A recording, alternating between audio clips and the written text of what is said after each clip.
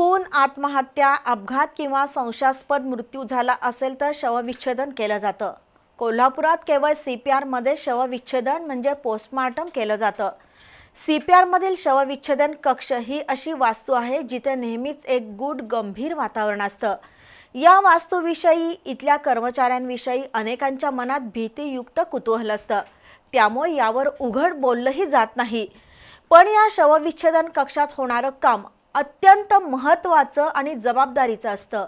नेहमी उपेक्षित राहिलेल्या या विभागाच्या सुद्धा काही गरजा आहेत, त्याबद्दलचं हे विशेष वृत्त। कोल्हापुरातील छत्रपती प्रमिलाराजे रुग्णालय म्हणजे लाखो गोरगरीब रुग्णांसाठी आधारवड आहे। त्यामुळे CPR मध्ये नेहमीच रुग्णांची मोठी गर्दी असते। उपचाराच्या बरोबरीनं इथल्या शवविच्छेदन कक्षाचंही महत्त्व आहे।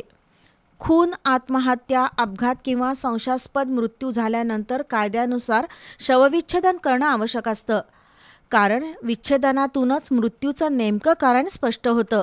आधीच मृत्यू दुःखदायी असतोच, त्यातही मृत्यूनंतर शवविच्छेदन होणार असेल तर मृत्यू झालेल्या कुटुंबातील लोकांची वेदना वाढते, कारण शवविच्छेदन विभागाबद्दलच कुणाला फारशी माहिती नाही। CPR मधील शवविच्छेदन विभाग 24 तास सुरू असतो। या विभागामध्ये 2 शिफ्टमध्ये काम चालतं। या गोष्टी आम्हाला सगळ्या माहीत होत्या की इथं म्हणजे आता ज्यावेळी आलं तर या गोष्टी सगळ्या दिवाळी वगैरे दसरा म्हणा किंवा गव्हर्नमेंट हॉलिडे आम्हाला कोणती नाही, जे काय असेल फक्त आमच्या दोघांमध्ये मी ॲडजस्टमेंट करतो त्या गोष्टीचं। फक्त ॲडजस्टमेंट वा ठीक आहे, आज जर दिवाळी जर आली, ठीक आहे दिवाळी आली ना, तू दिवस पाळी कर, मी घरी दिवाळी सेलिब्रेशन करतो, मी नाईटला येईन, तू नाईटला सेलिब्रेशन कर, बस हे आमचं याच्यामध्येच आहे। आम्ही असं अल्टरनेट करून आम्ही फक्त कोणतेही सण असू दे किंवा सुट्टी वगैरे घेणं किंवा हे करणं या गोष्टी इथं नाही। एक मेडिकल ऑफिसर, फॉरेन्सिक लॅबचे कर्मचारी आणि 2 ब्रदर इथं आपली ड्युटी बजावत असतात। पोस्टमार्टमसाठी लागणारं साहित्य शासनाकडून पुरवलं जातं। त्यामध्ये सॅनिटायझर, गल्फ, मास्क, केमिकल, औषधं आणि ऑर्गन म्हणजेच अवयव ठेवण्यासाठी लागणारे बॉक्सेस मिळतात। पण वर्षानुवर्ष CPR मधील पोस्टमार्टम विभागाची इमारत उपेक्षित आहे। मुळात इथं काम करण्यासाठी स्टाफ मिळत नाही, कारण मृतदेहाची चिरफाड करण्यासाठी 12 महिने 24 तास काम करणं ही सोपी गोष्ट नाही। पोस्टमार्टम करताना मृताचे काही अवयव काढून घेतले जातात असा अनेकांचा गैरसमज आहे, पण ते शक्य नसतं। तर इथले कर्मचारी कायम मद्यपान करूनच काम करतात असं बोललं जातं। पण हे सुद्धा एक प्रकारे ऑपरेशन असल्यानं सेंटरमधील कर्मचारी डॉक्टरांच्या देखरेखीखाली काम करतात।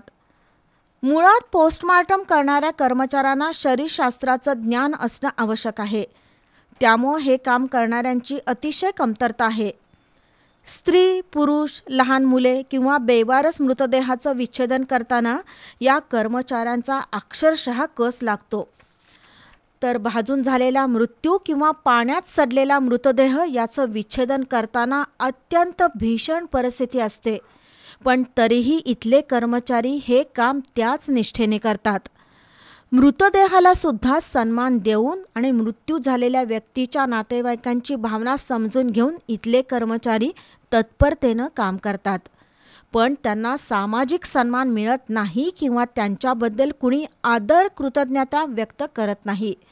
CPR मधील पोस्टमार्टम विभागात दररोज कमीत कमी 10 मृतदेहांचं विच्छेदन केलं जातं। कावळा नाका आणि शेंडापाक इथल्या फॉरेन्सिक लॅबमध्ये काही अवयव पाठवले जातात। मृत्यूचं नेमकं कारण शोधण्यासाठी तसंच कायदेशीर बाबींची पूर्तता म्हणून शवविच्छेदन आवश्यक असतं। त्यासाठी इथं काम करणाऱ्या कामगारांना सलामच करावा लागेल। गेले 16 ते 17 वर्ष मी पोस्टमार्टम विभागामध्ये पोस्टमार्टम करण्याचं मी काम करतोय। तसेच आतापर्यंत साधारण कमीत कमी 16 ते 17 हजार पोस्टमार्टम मी केलेला आहे।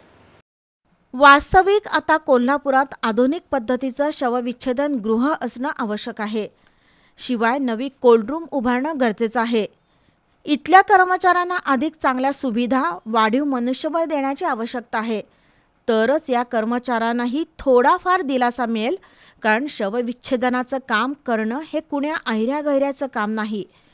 त्यामुळे या कर्मचाऱ्यांचा सन्मानच होणं गरजेचं आहे।